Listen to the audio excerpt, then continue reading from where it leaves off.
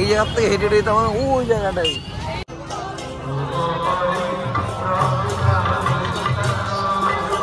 সে ভিড় ছেলে আসতে তোমরা আসতে অবশ্যই একটা প্রাইভেট গাড়ি ভাড়া করে এসো অন্তত।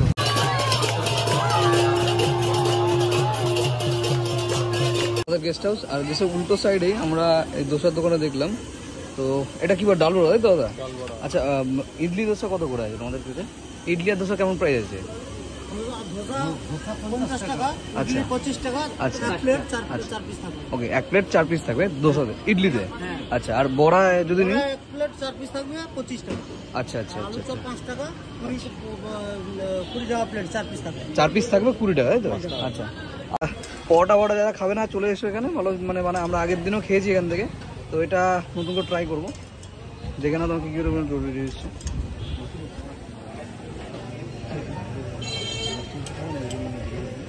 না না না, আমার ভালোই লাগে। হ্যাঁ ঠিক আছে।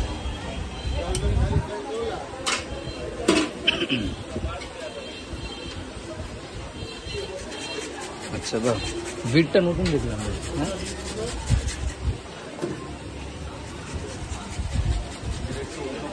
হ্যাঁ একটু ডিফারেন্ট করছে। আচ্ছা, তোমাদের দোসার মধ্যে কি কি আইটেম পাওয়া যায়? দোসার মধ্যে অনিয়ন পাওয়া যায়, টোটাল ভেজ তাই তো? পুরোপুরি ভেজ এখানে যা নেবে ভেজ। আচ্ছা, বাদাম দিল, নারকেল দেয় এক জায়গায়, এখানে নারকেল নেই, উইদাউট নারকেলে আছে। যাই হোক, তার জায়গায় এটা হচ্ছে তোমার বিভিন্ন রকম মশলা। দেখে তো নিলাম আমরা হচ্ছে তোমরা ইডলি দোসা পুরোপুরি ভেজ বানাচ্ছ, মানে সমস্ত আইটেম তোমাদের ভেজ আইটেম। তো তোমাদের লোকেশনটা কি আছে? কোথায়? আচ্ছা আচ্ছা, আচ্ছা ট্রাভেলস ও দাস ট্রাভেলস তার উল্টো সাইড তাই তো? আর এটা স্বর্গদ্বার রোডের সামনে আমাদের অ্যাভেলেবল থাকে ইডলি দোসা মোটামুটি সকাল থেকে 11:30 12 অবধি থাকে, সকাল 7টা দিয়ে দুপুর 12টা অবধি। আচ্ছা আচ্ছা বেশ ঠিক আছে। কালারটাও বেশ দারুণ এসছে, এবার দেখতে হবে খেয়ে কিরকম লাগছে এটা। আমরা এখন লাঞ্চের জন্য বানাচ্ছি, দেখে নাও। আমি ভেজ ডাল বানাচ্ছি, ভেজ ডাল। আর ফিশটা এটা হচ্ছে নিলাম, যেটা কোথায় গেল ফিশ?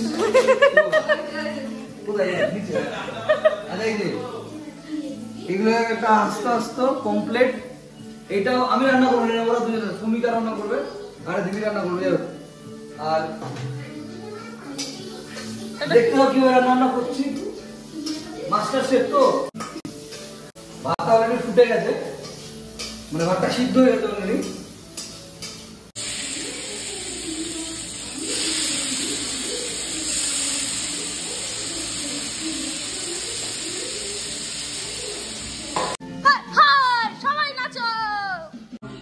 এখানে আমাদের ডাল এখন ফুটছে, আর এগুলো হচ্ছে মাছে হচ্ছে টমেটো লাগবে, আর ধনেপাতাটা ডালে দেওয়া হবে। ধনেপাতা আর নেল পালিশের কালার এক হয়ে গেছে। মাছের এখন আইটেম হচ্ছে ভেজ ডাল কমপ্লিট।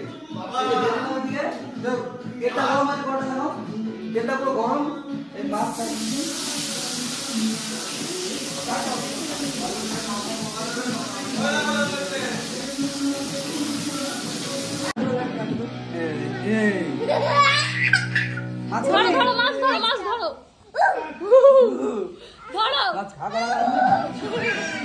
রান্না বান্না হচ্ছে এদিকে আর আমরা মজা করছি।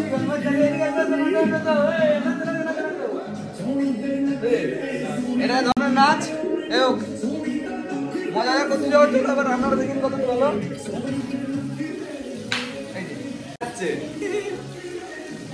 এখন পপলেটটা ভাজা হচ্ছে, ডাল অলরেডি কমপ্লিট। এই যে রান্না বান্না কত দূর আমাদের? ঘটি বিকে গেছে? কার ঘটি বিকলো? ও আচ্ছা, মাছ দেওয়া কমপ্লিট তাই তো? আরে এটা সরষে পোস্ত পাউডার তো সেম, আমি তো যেটা বলেছি সেটা হলো সেম। কি ডালের মধ্যে ছিল দিয়েছিস মাছ? ডালের মধ্যে না, এটা হচ্ছে তোমার, এটা পুরীর পোস্ত তো, এবার বালিও থাকতে পারে, ঠিক নেই, কোনো গ্যারান্টি নেই। তো আমাদের লাঞ্চের যেগুলো রান্না বান্না ছিল পুরো কমপ্লিট। দুপুরবেলা আর যাওয়ার পর আমরা স্নান করলাম, আর স্নান করার পর এখন সবাই খেতে বসেছি। এখন বাজে প্রায় 5টা বাজতে যায়। তো এই টিভিতে এখন বই চলবে আর এখানে খাওয়া দাওয়া হবে।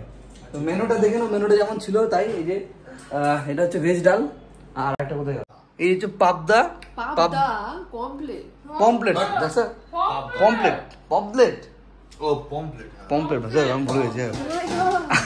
তো সকালের ওই লাঞ্চ, যখন আমরা দুপুরের লাঞ্চ বানালাম, এটা কেন, এটা হচ্ছে সৌমিকা বানিয়েছে, এই যে এই মেয়েটা বানিয়েছে, খুব ভালো বানায় বেচারি। না ভালো হয়েছে। আচ্ছা, আর ডালটা আমি বানিয়েছি, পেঁয়াজ আমি বানিয়েছি, যাই হোক। তো চলো মুভি টুভি দেখে দেখছি বাদ বাকিটা।